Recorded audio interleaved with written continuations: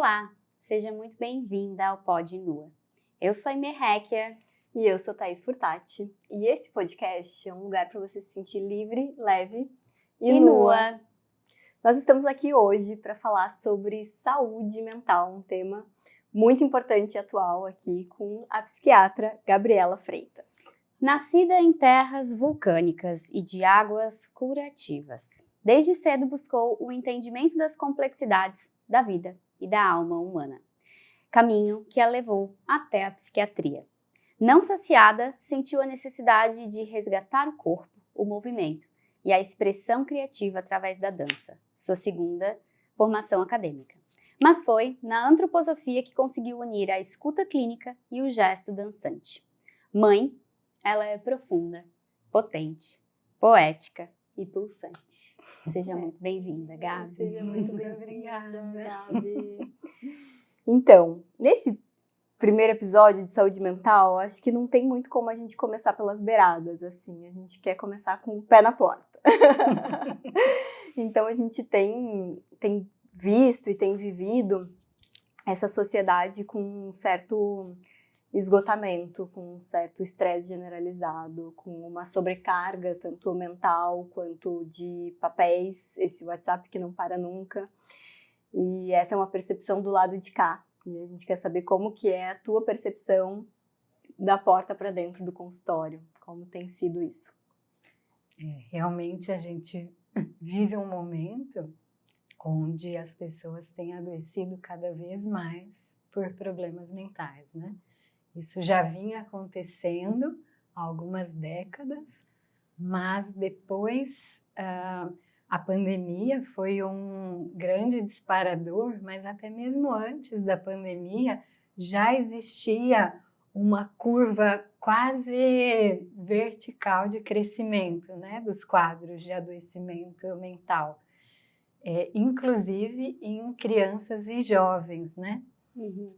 Então, não sei se vocês têm acompanhado essa discussão, né, sobre o impacto da tecnologia na saúde mental. Uhum. Eu tenho estudado bastante um autor, que é o Jonathan Haidt, né, que foi quem escreveu Geração Ansiosa, um livro que fala bem sobre o impacto das mídias no adoecimento mental. E lá ele conta que antes da pandemia, as curvas já tinham começado a subir,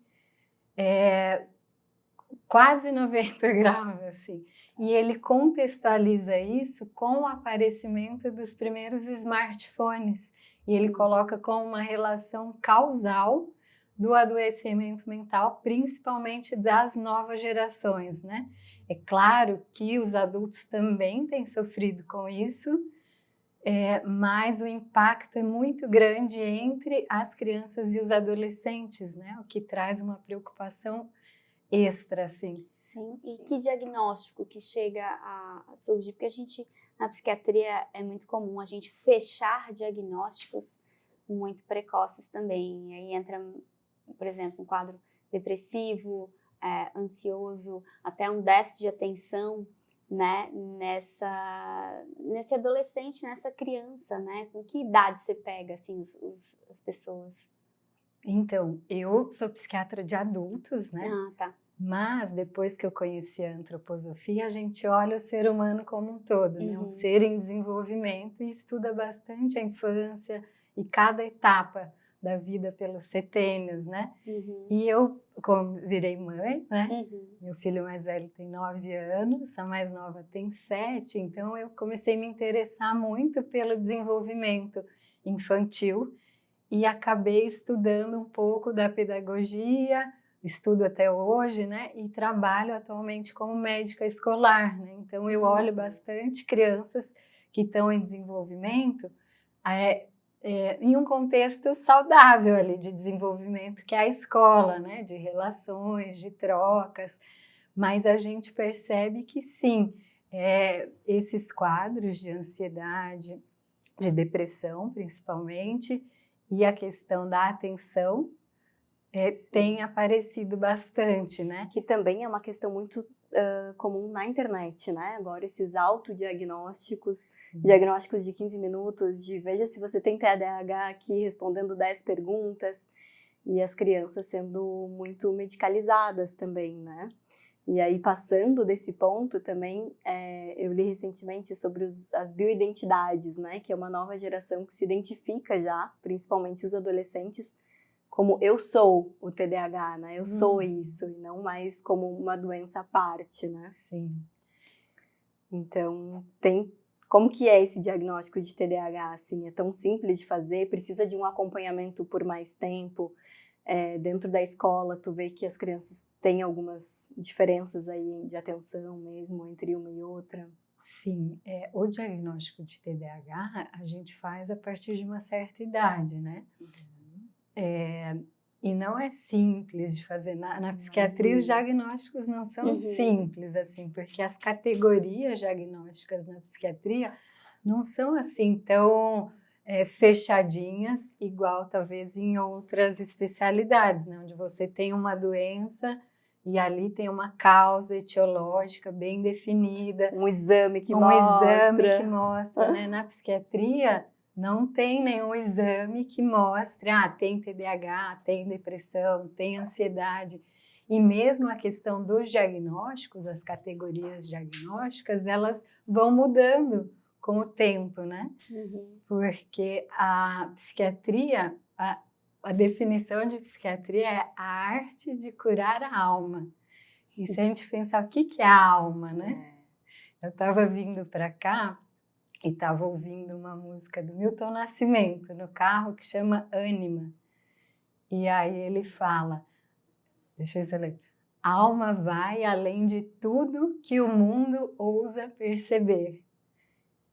E aí, como é que a gente faz um diagnóstico simples na psiquiatria quando a gente está lidando com essa coisa que é tão imaterial assim, né? Que não tem essa concretude igual tem as doenças orgânicas, né?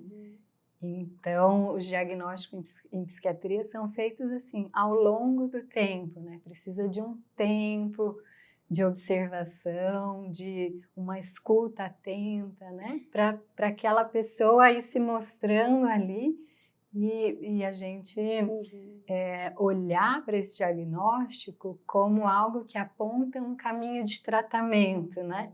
E não como uma caixinha onde a gente vai colocar aquela pessoa e pronto, acabou. E eu acho muito interessante a gente olhar isso, porque eu vejo até com bebês, né? Eu tenho a Serena de 1 ano e 4 e o primeiro sinal que ela não está indo conforme o desenvolvimento, a gente já quer buscar inúmeros diagnósticos para colocar ela numa caixinha e falar assim, não, porque minha filha tem, sei lá, um atraso, né? Não foi o caso da minha bebê, mas eu vejo que como a gente rotula e esses rótulos podem comprometer muito o próprio comportamento e tratamento que eu vou ter com essa criança, porque eu vejo que eu tento estimular a Serena a ser muito livre.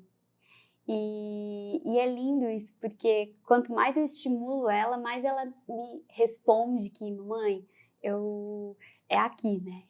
Ela é outra pessoa quando ela tá livre, tá numa graminha, tá ali descobrindo, né? É lindo ver ela brincar por brincar, né? É aquele potinho que vira uma fadinha e sai voando e já encaixa numa outra coisa que eu quero falar assim, não, minha filha, é aqui, ó, encaixa aqui que é esse o lugar.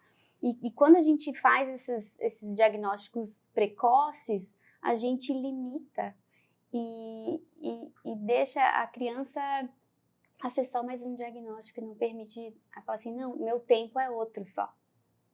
O meu tempo é só outro. É que não é o seu e não é o da sociedade, mas o meu tempo é outro. Tenha tempo para mim e tenha tempo de me observar, né? E aceitar que eu não sou todo mundo. E aí a gente vai pro NUA, né?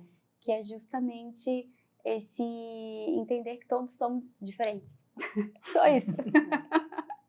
Né? E o quanto as telas também têm influenciado nisso, né? No desenvolvimento mesmo das crianças. Às vezes a gente já está quase com a ideia de tentar fechar um diagnóstico de um autismo, porque a criança não tem muito contato visual ou um déficit de atenção. E aí, bom, peraí, vamos parar tudo, vamos tirar a tela e ver como que essa criança responde muitas vezes, né? Às vezes é só o excesso de estímulo. E aí, só isso já traz essa criança de novo para o universo infantil mesmo, né? Sim, isso é bem frequente de ver, né? Então, às vezes no consultório eu recebo famílias, né, que trazem questões sobre o desenvolvimento da criança, né? E aí, com esse olhar da medicina pedagógica, eu vou pensando ali junto com aqueles pais o que está acontecendo. E realmente a questão das telas acaba trazendo comportamentos que se parecem com esses quadros de neurodivergência, mas que se a gente cuida daí desse fator, né, dessa influência, desse contato com as telas e oferece para essa criança que está em desenvolvimento e que precisa desse tempo, precisa dessa calma, precisa desse olhar amoroso e atencioso do adulto que observa, né, antes de ficar fazendo um monte de intervenções, né, mas que dá esse tempo dela se desenvolver e crescer e mostrar quem ela é, né? Aí a coisa funciona de uma outra maneira, né? Mas as telas têm se mostrado como um fator limitante para esse desenvolvimento, né? Então, esse é um dos temas que eu tenho mais estudado, assim, como as telas influenciam nesse desenvolvimento neurológico e sensorial da criança, né? Porque a criança, quando chega, né? Daqui a pouquinho você vai receber uma criança nos seus braços, ela vai conhecer o mundo, né? E ela chega sem estar com os órgãos dos sentidos especializados igual são os nossos, né? Então, dentro da antroposofia, o Steiner fala que a criança é um órgão sensorial inteiro, então ela sente tudo com o corpo inteiro, né? Observando a Serena, você vai ver isso claramente, né? Então, às vezes, um som que é mais alto já faz o corpo dela estremecer, né? Então, tá tudo conectado, porque o sistema nervoso ainda não está totalmente desenvolvido, né? Sim. E a neurociência fala que o sistema nervoso vai estar completamente desenvolvido em torno dos 25 anos. Né? Leva todo esse tempo para o cérebro chegar no auge do desenvolvimento e da capacidade humana dele, né? E aí, se você coloca um aparelho que vai, de alguma maneira, interferir nesse desenvolvimento, né? Porque quando a gente observa uma criança brincando livremente, ela está mexendo o corpo inteiro, ela está atenta a tudo, ela está se conectando com tudo que está ao redor dela, né? E quando você coloca a tela na frente dela, acabou, né? O olhar fica parado, o corpo fica parado, e ela fica ali imersa naquele universo, né? Com muitas cores, muito barulho, e isso acaba roubando oportunidades dela de desenvolver esse corpo pela via natural do desenvolvimento humano, né? Então, o Jonathan Haidt fala no livro dele que o que tem acontecido com a humanidade é isso, né? Durante milhares de anos, o ser humano se desenvolveu corporalmente, né, o desenvolvimento, ele passa por esse desenvolvimento corporal, a mente tem a ver com o desenvolvimento corporal e com as relações, né, de um para um ou de um para muitos e no mesmo tempo, né, relações que são sincrônicas, né, no mesmo tempo, e as relações, a criação de relações de comunidade, elas têm um custo para eu manter a relação. Então, eu cuido das relações, das comunidades, porque é importante estar conectado, né? E aí, quando chega esse mundo digital, que é muito recente na história da humanidade, né? A gente está bem no meio dessa grande transformação, isso muda completamente, é o que ele traz no livro dele, né? Que aí as relações e o desenvolvimento do ser humano, há algumas décadas só, começa a ser descorporificada. Então, são relações onde o corpo não está presente.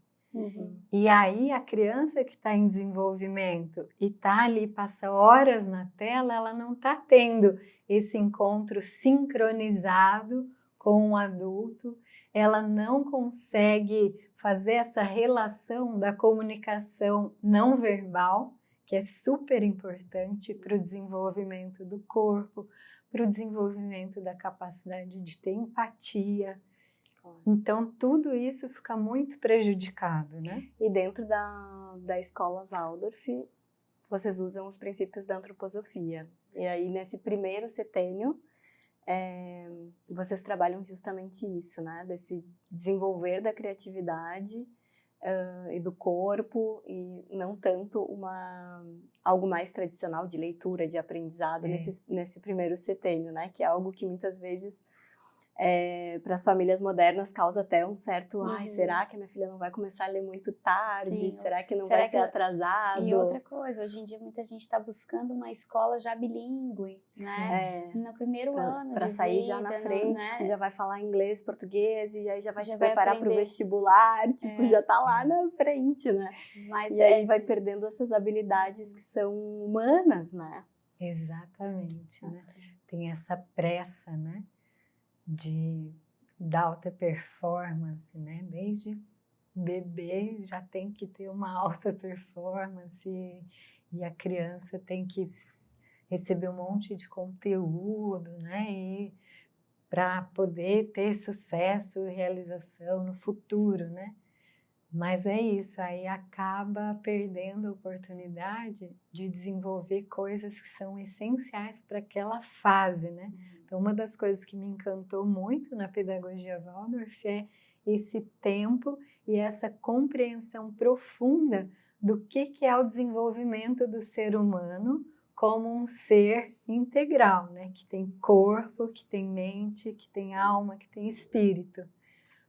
Então, é diferente eu ter esse olhar de um olhar que vai pensar só na capacidade intelectual e racional e cognitiva dessa criança, né? Descolada desse desenvolvimento do corpo, dos sentidos, da essência do ser humano, né? E aí, no primeiro setênio, dentro dessa abordagem, a gente considera que a criança ela precisa ter o espaço livre para brincar, porque ela está chegando no corpo dela, né? Então ela precisa explorar, precisa conhecer, desenvolver esse corpo, e ela vai desenvolver isso brincando, né? E imitando as pessoas que convivem com ela, né? Então ela fica atenta a tudo e vai espelhando o comportamento de quem convive com ela, né? As coisas boas e as coisas ruins, né? Então tem até uma fala ali do Steiner que ele fala que o ideal do adulto é continuar esse caminho de autodesenvolvimento para você ser digno de ser imitado por uma criança, né? Sim. A gente quer ensinar uma coisa que a gente não está fazendo, né? Tipo, eu querer que a Serena coma brócolis se eu não como o bendito do brócolis, né? Não tem como. E como as crianças são essa continuidade da gente, a gente vê em casa que muitos lares estão adoecidos, né? E não adianta, aquela criança é só mais uma parte de um lar adoecido, ela vai manifestar. Às vezes começa na criança, né? Eu lembro até de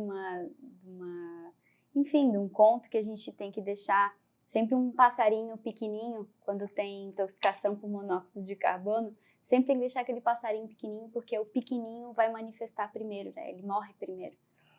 E eu acho que isso as crianças manifestam primeiro, né? Elas morrem primeiro, no caso, né? E a gente tem que sempre observar esse esse morrer, esse adoecimento daquela criança, não só dela, né? E o que eu tô fazendo para que ela esteja adoecendo. E eu vejo que você traz também nesse lado de a história que o corpo conta, né? Que é uma coisa muito presente em você. E essa vida corrida e insana e louca não estão adoecendo só as crianças, né? Adoecem o corpo da gente também. E vendo nessa integralidade, é muito bom a gente entender que o corpo manifesta aquilo que a nossa mente adoece, né? E então conta um pouquinho pra gente assim, o que é esse pensar integral, né? Essa histórias que o corpo conta, né, foi uma inspiração que eu tive em uma época que eu trabalhava com pessoas que sofrem com dores crônicas, né? Uhum. Eu trabalhei muitos anos em Campinas, em uma clínica de dor, né, interdisciplinar, e eu recebia muitas pessoas daí que tinham dores no corpo, né, dores físicas. Sei que a gente pode separar, Uhum. né? Eu acho que não pode.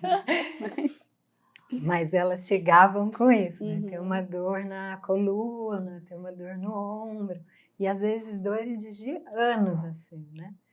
E na clínica era super importante esse trabalho que a gente fazia interdisciplinar, porque aí cada um tinha um olhar para aquela pessoa, né? Então tinha o médico da dor, tinha o ortopedista, o fisioterapeuta, o psicólogo, e eu trabalhava como psiquiatra, e aí eu sentia que o meu trabalho tinha a ver com isso, assim, de a partir daquela dor que era tão gritante que a pessoa não conseguia fazer mais nada da vida, não conseguia encontrar mais nenhum respiro, nenhum prazer na vida. Mesmo em uso das medicações. Mesmo em uso das medicações, então o meu trabalho era aí, eu sentia que eu era uma escultora, que eu ia tirando ali aquelas camadas de sofrimento até chegar ali naquele ponto onde aquela dor tinha de alguma maneira começado, né? Ou por alguma questão de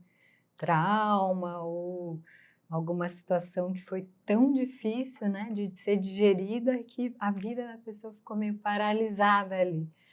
E aí eu sentia isso, que era o corpo que ia trazendo, pedindo passagem para a pessoa se conectar com aquela história, com aquele sofrimento e transformar aquilo para poder seguir a vida, né, para poder caminhar e descobrir outros lugares, outras forças, outras potências de expressão, de sentido de vida mesmo, né? Muitas vezes é o caminho inverso, eu acho, né? Porque hoje a gente está sempre em busca do diagnóstico, do rótulo. Talvez porque seja mais fácil a gente se aliviar dessa culpa de estar sentindo ou de estar sofrendo, como se o sofrimento não fosse comum à alma humana, né? Então, sofrimento faz parte da alma. Nem todo sofrimento é uma doença, é um CID, ou agora um mau funcionamento do cérebro por excesso disso, falta daquilo. Enfim, a gente está sempre em busca desse diagnóstico. E aí talvez não seja a busca do diagnóstico o caminho, seja inverter, que é esse caminho que tu fazia, né? E tirando as camadas, não interessa se é fibromialgia, de onde que tá vindo essa dor, o que a gente vai colocar aqui no CID, mas a gente vai tentar entender dentro, tirando todas essas camadas, onde que a gente encontra a raiz desse problema que talvez não seja do corpo físico. Né? Então essa medicina que evolui demais, mas às vezes a gente precisa desses passos para trás para a gente ser mais humano mesmo e a gente entender as causas desse sofrimento que estamos todos passando por aqui, né? Sim, porque o corpo somatiza, né? Sim. A gente já sabe disso. A gente precisa, eu fico me perguntando, a gente precisa de estudo para comprovar que um relacionamento abusivo vai te deixar depressiva. A gente precisa de estudos para dizer que talvez você não caminhar em rumo aos seus sonhos vai talvez bloquear, às vezes, né, o teu quadril, o teu joelho, o teu pé, porque você não está conseguindo andar para frente, né? Eu acho lindo, cada doença tem um arquétipo, vamos dizer assim, de pessoa, né? A gente já sabe que isso a medicina já traz pra gente, que quem tem pressão alta tem um perfil, um biotipo, né? Quem tem fibromialgia tem outro biotipo, né? E por que a gente não olha mais para esse indivíduo como um todo, né? A ciência ela foi se especializando muito, né?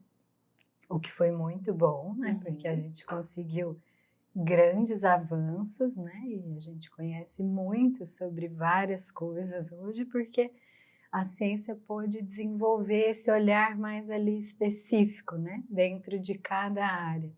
Mas aconteceu isso também, né? Que como foi ficando muito especializado, a gente foi perdendo esse olhar do todo, né? Esse olhar mais integrativo, né? Do ser integral. Porque se a gente olha muito ali dentro, né? A gente conseguiu olhar dentro da célula, de tudo que acontece ali, das estruturas moleculares, químicas, mas aí a gente corre o risco de perder esse olhar de que tem uma pessoa ali, né? Que Sim. tem toda essa estrutura física. E aí fica essa dissociação, né? Do que é corpo, do que é mente, como se não fosse uma coisa só integrada, né? A gente tem dificuldade até de ter essa imagem, né? Do que é essa integração da mente, da alma com o corpo, né? Porque quando a gente pensa no ser humano, a gente pensa nessa estrutura corporal. Sim. Que é física, que é palpável, né? Então eu penso na Thaís, vem a imagem do corpo dela. Penso na Aimee, vem essa imagem do corpo, né? Mas e onde está a alma nisso tudo, né? Onde está a mente? Será que é só no cérebro? Porque se a gente olha para isso, né? É uma questão do cérebro, é uma desregulação química do cérebro. Será que é isso que faz o adoecimento mental, né? Será que é só isso? Sim. Né? Então, o que está por trás de tudo isso, né?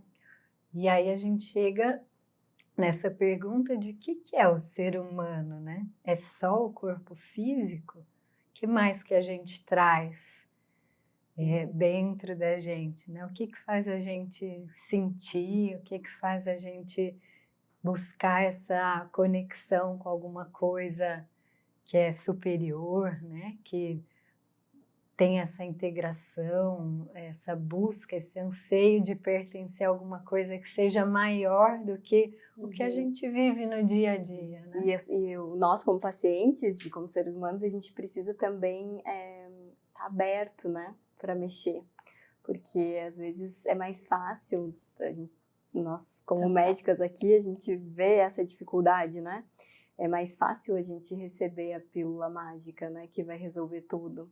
E a gente vai buscando de um médico para o outro, esse não resolveu, já tenho todos esses exames. E na verdade aquela pessoa tá com um véu, né? Ela não quer olhar para dentro, ela não quer tirar essas camadas todas, né? Porque procura o psiquiatra para renovar a receita do PATS, né? Então é o Zolpidem que tem que tomar de noite, um Venvance para manter alta performance. Agora, um Monjaro para emagrecer, não vai procurar o psiquiatra para isso, mas enfim, são medicações que dão atalhos, mas que te tiram dessa conexão. E eu acho que a minha maior dificuldade, que eu também busco essa transformação e esse olhar como um todo no meu tratamento, né? Por mais que seja cirurgia plástica, a minha paciente fala assim, eu quero mudar de vida. Quero, né, ter coragem para sair de onde eu tô. E tudo bem, eu sou o último estágio, né? Mas...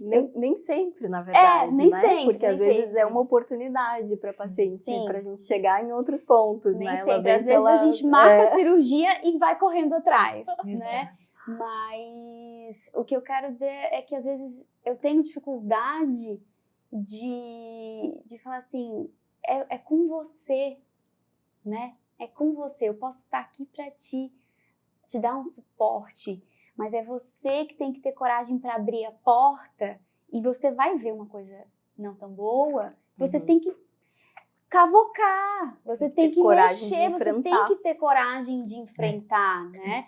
E como que é o teu tratamento, assim, porque eu quero aprender contigo, assim, como que eu posso dar ferramentas para essa pessoa sair do lugar, né? Porque às vezes ela também quer uma dica de por onde começar, né? Porque é uma travessia, né? Isso que vocês falaram é muito difícil passar pelo sofrimento, né? A gente tem essa tendência, todo mundo, né? De ter uma situação que é difícil, que é dolorosa, a gente se afasta, né? Se protege, às vezes se fecha, às vezes procura algum recurso que seja mais simples ali para anestesiar, para aliviar, para poder seguir em frente, né? Mas às vezes a gente perde o que é seguir em frente, né? E fica só anestesiado, né? Então, muitas vezes na psiquiatria tem isso de acabar cronificando esse estado meio anestesiado, né? Toma um antidepressivo para achar algum bem-estar na vida e aí toma um remédio para dormir, depois toma um remédio para acordar e aí o remédio engorda, e toma um remédio para emagrecer e aí vai arrastando um pouco sem entrar mesmo nessa conexão, né? Do que faz sentido, o que é importante para mim e onde eu busco em mim as forças para fazer essa travessia, né? Então, às vezes, no seu trabalho, às vezes é essa conexão, né? Às vezes é um incômodo tão grande para a pessoa com o próprio corpo que às vezes esse encontro com você vai ajudá-la a conectar com alguma coisa que vai ajudar nesse fortalecimento, né? Se ela se aceitar mais, se ela se sentir mais à vontade com esse templo, com esse corpo, ela vai seguir em frente, né? O que às vezes não acontece porque acaba paralisando ali, né? Falta esse impulso de continuar. Né? Ou ela fica dependente desse retorno positivo que ela teve com a estética, né? Sim. Que daí é algo que eu vejo bastante como dermatologista, que a cirurgia é algo mais planejado, né? Sim. Ir no dermato fazer um procedimento é algo um pouco mais cotidiano. Eu posso ir semana que vem, eu posso ir de novo. E aí também tem esses dismorfismos, né? Que a gente começa a entender que aquele buraco está sendo preenchido de ácido hialurônico por tudo, né? Até que a pessoa não se reconhece mais. E eu sempre fico questionando muito, porque às vezes eu recebo uma paciente que já chega com esse estereótipo, né? Que não é o meu trabalho. E eu também não posso chegar e de cara já falar, a gente precisa remover tudo. Então, muitas vezes eu preciso ir por uma abordagem de acolher essa paciente, de indicar um laser que não vai modificar nada, vai trazer só um aspecto mais bonito para a gente criar um vínculo, para a gente começar a falar, de começar a tirar isso. E eu vou vendo que a vida vai bagunçando, porque ela tá totalmente desconectada mesmo dela, né? Sim. Então tá só o corpo, ela só olha e fala, quero um pouquinho mais. Olha na internet, tem mais um reforço.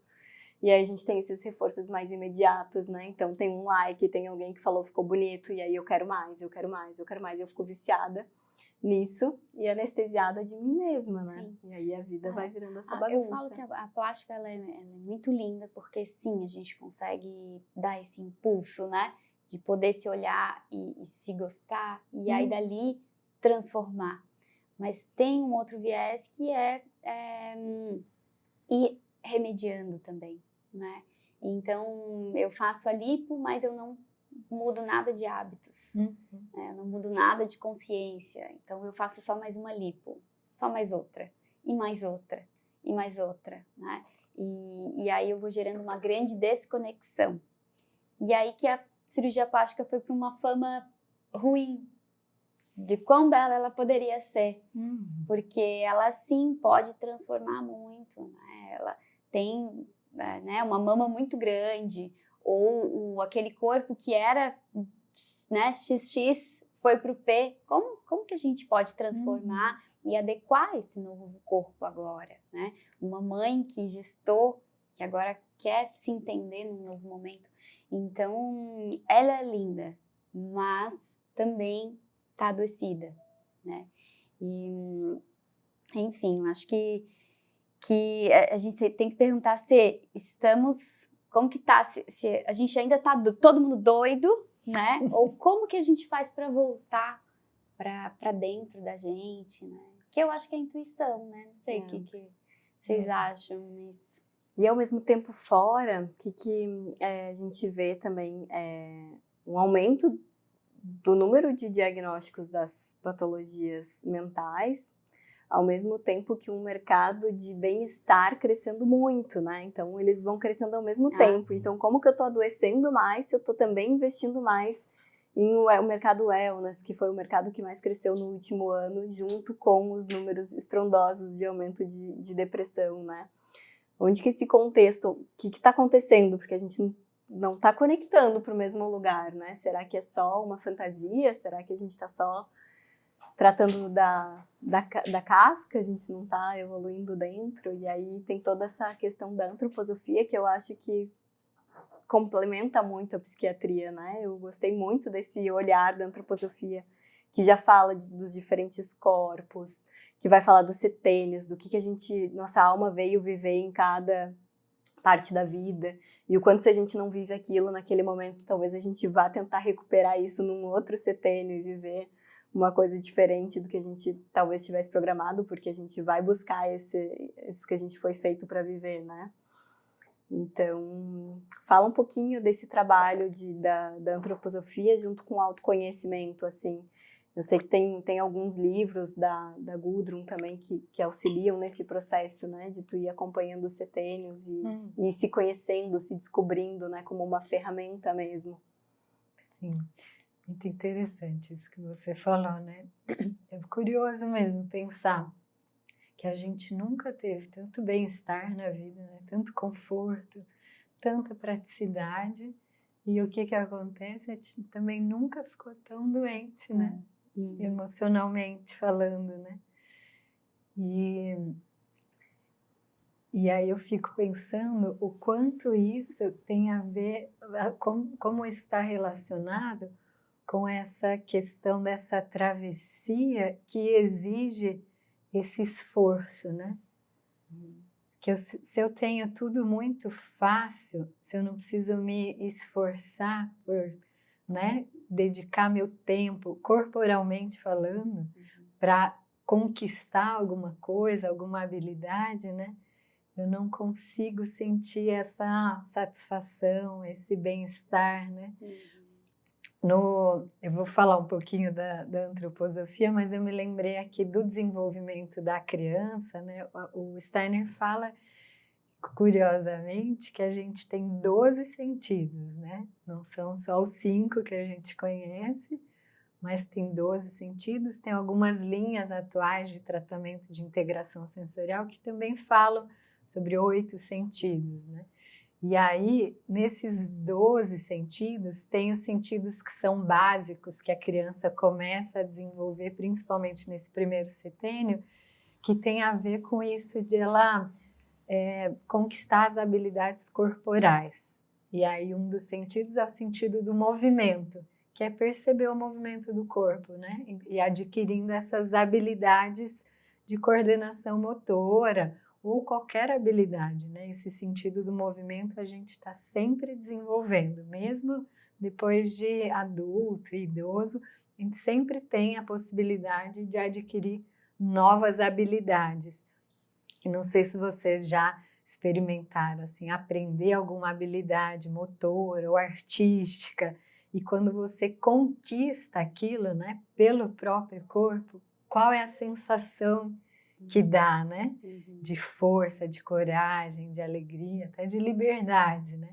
Eu conquistei isso, né? Então, para a criança, isso é muito importante. Ela ir aprendendo esse desenvolvimento e o corpo dela fazer, né? Ela faz um desenho, faz um bordado e chega, olha o que eu fiz, né? Aquela empolgação, e assim que ela vai adquirindo a autoconfiança, né? Então, se a gente não tem esse momento de esforçar, de, né, passar por aquela coisa que às vezes é difícil, é dolorida, né? Talvez a gente não consiga chegar nesse lugar de força, de autoconfiança, e aí vem grande parte dos adoecimentos, né? Hoje em dia. E aí, dentro da antroposofia, uma das coisas que me encanta nessa maneira de ver o mundo é de olhar para esse ser humano que está em desenvolvimento e durante a vida inteira esse desenvolvimento acontece. Então, o Steiner divide esse desenvolvimento em setênios, né? E a Gudrun, que foi uma médica que morou aqui em Florianópolis, né? Que trouxe esse conhecimento para o Brasil, tem um livro dela muito bacana que chama Tomar a Vida nas Próprias Mãos. E aí ela vai descrevendo cada uma dessas fases, né? E contando ali, então na infância e na adolescência a gente está desenvolvendo o nosso corpo, né? E na antroposofia a gente fala de vários corpos, mas nem sei se corpo seria a melhor palavra, né? Mas acaba usando assim. Então, tem esse corpo físico que está em pleno desenvolvimento, em crescimento, né? A criança está construindo o próprio corpo, construindo o sistema nervoso, fazendo a mielinização e construindo os órgãos, né? Então, tem mudanças fisiológicas que vão acontecendo durante o desenvolvimento que vão trazendo também capacidades anímicas para a criança. E uma coisa não está separada da outra. Então, o que é legal nessa abordagem é que ela vai cuidando para que esse desenvolvimento aconteça de uma maneira harmônica em todos esses aspectos, né? Então, tem o desenvolvimento do corpo, tem o desenvolvimento cerebral, mas tem essa parte que é anímica e que é espiritual. E que como a gente cultiva isso na criança? Criança pequena, ela precisa estar num ambiente tranquilo, ela precisa ouvir histórias, né? Ela está vivendo nesse mundo que é da imaginação, que é da fantasia. É ali que ela vai se alimentando e vai construindo as habilidades anímicas dela a partir dessas experiências que são sensoriais também, né? Então, o tipo de som que a criança ouve interfere diretamente na formação desse corpo, né? A questão das luzes, dos cheiros, né? Dos sabores, do tipo de comida, né? Então, tudo isso é muito cuidado para que esse desenvolvimento aconteça harmoniosamente. Depois, quando chega no segundo setênio, então a criança troca os dentes, né? Saem os dentes de leite que foram herdados ali da hereditariedade da mãe, né? E a criança forma os próprios dentes, né? Que vão acompanhar a vida toda dela. Então isso é uma coisa muito importante que acontece, é um marco. E aí a questão da alfabetização, assim, a partir do momento que a criança começa essa troca de dentes, é um sinal que o corpo dela está pronto para um pensar um pouco mais racional, um pouco mais racional, né? Que é quando ela vai, ela está naquele mundo da imaginação, dos contos de fada, e aí aos pouquinhos ela vai chegando aqui nesse movimento da mão, que é a coordenação motora fina, e aí vai começar a aprender sobre as letras, né? Depois dos 7 anos. Depois dos 7 anos. E aí, primeiro, é muito bonito esse processo da alfabetização na escola, porque as professoras, elas contam uma história para cada letra, trazem uma imagem daquele som que vai entrando até chegar numa forma, né? Então, tem todo esse processo, é bem lento mesmo, e algumas pessoas às vezes ficam aflitas com isso, mas demora muito a alfabetização. Demora porque vai respeitando esse processo de amadurecimento e de desenvolvimento integral, né? E aí, então, a criança vai chegando, então, nas letras, pelo som dos fonemas, e aí depois começa a ler, e tem um tempo para isso, né? Cada criança a gente tem tem um muito tempo. essa pressa, mas quando a gente fala de outros alfabetos, a alfabetização é muito mais longa, né? Um alfabeto chinês, japonês, que tem todos os caracteres também, eles falam de no mínimo 3 a 4 anos de alfabetização, Sim. assim. Então, é todo um outro processo. É muito lindo, porque a gente vê que a escrita, ela não deixa, ela tira um pouco a imaginação. Sim. Então, quando você já fala que, né, por exemplo, Serena é assim, escreve assim, né? Ela já sabe como escrever Serena e pronto, check. Né? Agora, quando ela imagina o que é Serena, né? Enfim, um exemplo bobo, mas corta, né? A gente corta a imaginação e a gente vai podando a imaginação das nossas crianças, né? Quanto antes, só para dar um check. Ah, não, ele já escreveu com 4 anos, né? Porque cada vez é antes, e isso é mérito da criança antecipar, né? Essa ansiedade dos pais muitas vezes passa para a criança, porque ela tem que dar os checks. E o quanto para aquela outra que tem um pouquinho mais de dificuldade dentro de uma escola tradicional já pode ser um trauma, patológico, né? já pode ser patológico. Porque ela é a única que não consegue ler, não consegue escrever, tá atrasada, só ela Aí atrasada. já vai mexendo com claro. a autoestima. E a comparação entre crianças, que eu acho isso muito perigoso, quando até no parquinho eu vou com a Serena e falo assim, mas já anda, não anda, já fala, não fala, e o dentinho, já saiu, não saiu? Então, tudo você compara, né? Na barriga a gente compara o tamanho da barriga. E quando nasce, a gente vai comparando o que faz e o que não faz, né? E às vezes a gente até gosta, né? Porque, não, a minha já andou antes de 1 ano. Mas será que ela estava pronta para andar antes de 1 ano? Ou ela andou por andar e está caindo sempre?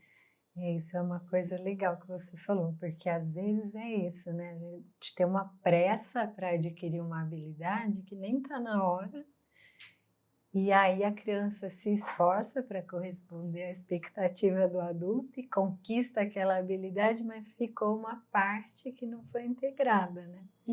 E aí isso é uma das bases da pedagogia Waldorf, né? É que lá na frente isso vai aparecer, isso que não foi desenvolvido, isso acaba gerando algum processo que vai, no fim das contas, vira uma doença, né? Sim. Então, um dos aspectos da antroposofia é pensar de uma maneira salutogênica, né? O que gera saúde? E aí, para a gente chegar nesse conceito de saúde, a gente precisa entender o que é o ser humano a partir dessa integralidade. Então, não adianta eu desenvolver uma habilidade cognitiva na criança se não está acompanhando esse desenvolvimento corporal e anímico e espiritual, né? Então, essa coisa dos contos de fadas é o que vai alimentando essa capacidade imaginativa da criança, que é o que vai trazer para ela os recursos para ela lidar com as dificuldades da vida dela, emocionalmente, profissionalmente, né? Sim. Então, tudo vai partir desse espaço que a gente consegue cultivar, dessa respiração, né? Da criança com o mundo, né? Dessa conexão que acontece pelo que a gente chama de sistema rítmico, né? Que tem a ver com o pulmão e o coração, né? Com essa troca respiratória que a gente tem com o mundo e essa circulação do sangue, né? Que permeia o nosso corpo inteiro, que vai trazendo o calor e a força de vontade para a gente conquistar essas habilidades. Né? Gabi, muito bom o nosso papo até aqui. A gente tem alguns quadros no Pod Nua. E aí agora a gente entra na parte do quadro do espelho, que é um quadro mais sobre a Gabi, não a Gabi psiquiatra, enfim. que a gente traz algumas vulnerabilidades ou não, que sentimentos vêm à tona. Então, a gente tem o nosso espelho aqui só para simular, mas como que tu te vê assim? Quais são os sentimentos que vêm à tona quando tu te olha no espelho nua? Não nua de roupa, pode ser nua de todos os papéis que a gente desempenha, assim, porque da tua trajetória, a gente sabe que temos aí uma alma inquieta, né? Que está sempre em busca de alguma resposta. Então, conta aí para nós. Então, esse lugar da vulnerabilidade, né? Eu acho que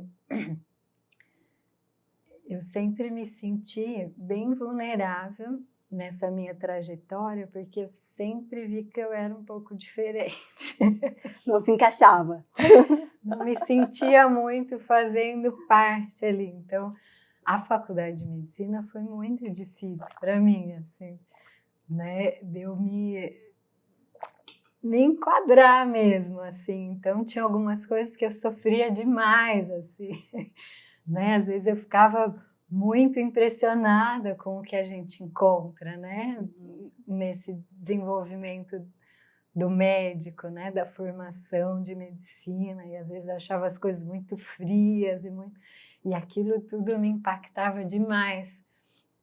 E aí foi uma trajetória mesmo, até eu conseguir falar, não, tá tudo bem ser assim. E aí fui buscando esse monte de coisas para poder integrar essas coisas que eu percebia antes e que talvez ali naquele espaço do hospital não fosse o melhor lugar para eu desenvolver isso, né? Então, logo depois que eu terminei a residência em psiquiatria, eu fui fazer a faculdade de dança porque eu precisava resgatar essa expressão artística e trazer um espaço onde eu podia me despir e me mostrar de alguma maneira que fosse mais verdadeira, né? E até fiquei pensando nisso quando vocês me convidaram e me lembrei do meu trabalho de conclusão de curso da dança, né? A gente tem que criar uma apresentação de dança. E aí eu fiz uma apresentação que eu me baseei numa poesia de uma mulher que chama Clotilde Zingali, e o nome da poesia era Anamnese. Olha só! E que fala um pouco isso, né? Então eu ia dançando, eu entrava com um arquétipo de uma mulher que carrega um jarro de água na cabeça, assim, e ia me despindo na dança até chegar numa imagem assim de vulnerabilidade, de sensibilidade, de fluidez, né? De integração e de alguém que está caminhando, né? Que é um caminho que não tem nem começo nem fim. Ai, que lindo. Nossa, lindo, lindo. E Gabi, você tem então alguma dica para dar, talvez, para essa mulher, talvez se encontrar mais, né? Ou a se despir com mais coragem? Eu tenho várias dicas. Mas acho que, assim, a dança, eu acho que é um lugar muito especial para a mulher, sabe? Porque eu vejo, às vezes, tem gente que fica meio com vergonha e com medo de se soltar, assim, mas a dança, ela é uma manifestação cultural e antropológica de todas as culturas, né? Todos os seres humanos dançam ou já dançaram em algum momento da vida, né? Porque a dança tem a ver com o movimento, com a vida, né? O que integra a terra e o que integra o céu, né? Esses ciclos de conexão mesmo. Então, dançar para mim é esse lugar de me conectar comigo mesma, né? Sem a preocupação do julgamento, né? Sem a preocupação, não precisa ter uma técnica, uma né? coreografia, pode até nada, ter, né? Mas não precisa, né? Porque o corpo, ele tem esse anseio de se expressar, de se colocar de um jeito natural, né? Um dos trabalhos que eu faço com dança hoje é de resgatar um pouco essas raízes essa ancestralidade, essa busca do que é original para cada uma, né? Qual que é a sua originalidade, né? Do corpo falar, de não ficar aqui, deixa eu pensar o que é, não. Faz, né? Sinta, mostra, né? Se expressa assim, sem pensar, né? O corpo, ele é anterior à linguagem, né? Então, ele sabe o caminho. Dica maravilhosa para a gente encerrar esse episódio, hein? Ótimo. Podemos já vestir as nossas roupas, então, e encerramos o nosso episódio hoje. E a gente agradece aos nossos patrocinadores, Estúdio da Grati e Gabi Aviaras. Obrigada, muito obrigada, Gabi.